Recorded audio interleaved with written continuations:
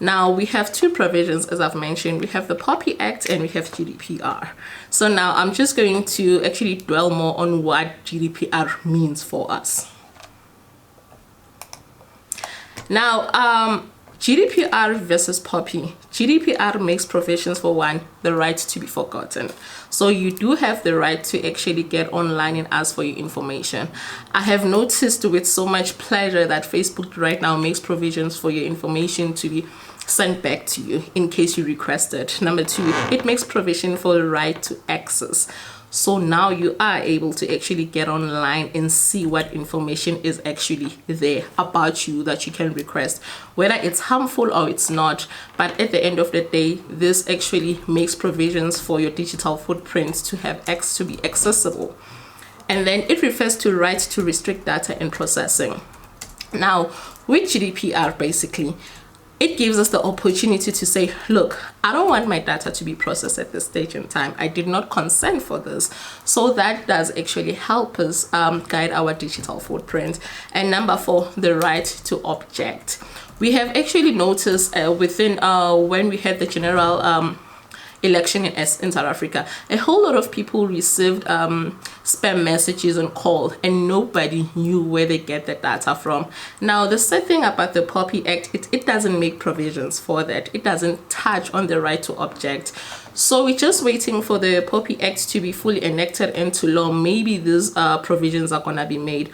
But for now, we have the GDPR to actually take care of us in that regard. So the difference between PoPI and GDPR is that it's PoPI allows you the right to actually it gives you the right to restrict data processing. So if you do not want your data to be processed, PoPI Act does make provisions for that. It actually gives you the right to access as well, but it doesn't give you the right to object. So basically, these are the policy developments that we all need to come together and have dialogues on to talk about them before the president actually signs this bill into action about next year, because as where we're sitting right now, we are not sure when will this be signed into effect.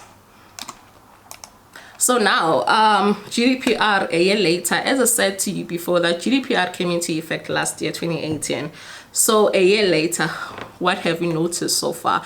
From a security perspective, I am very happy of the fact that GDPR is playing a huge role within the information protection space.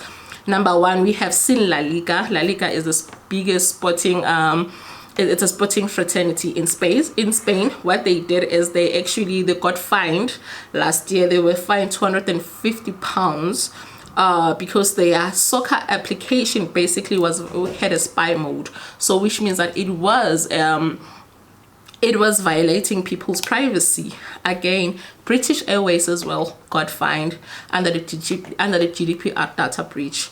Facebook is actually facing $5 billion for the Cambridge Analytica scandal. So, and Equifax as well got fined about £500 for protection of personal data. So GDPR is working, and at this instance we are seeing less and less companies neglecting data protection laws. So as soon as the PoPI Act comes into effect in this country, we're going to notice a whole lot of compliance, because compliance is actually important. It's an important factor when it comes to security and policy in this country. Examples of compliance: when Liberty got hacked, they did comply. They did notify their consumers that they were hacked, and right now they're actually mitigating the hack so that they know what's going to happen to your information as and when it gets leaked. Unfortunately, it was not leaked. And at this point in time, the biggest data leaks that we had experienced as a country was the Deeds Office leak. About 2 million data records were actually leaked, and it was the biggest data. But before then, we did not have any provisions which protect our data. It was just luck, if I can say that our information was actually not compromised. So yeah, for now, I can actually urge everybody to protect themselves online. They need to know how to safeguard their information and their identity to actually cater for the digital space.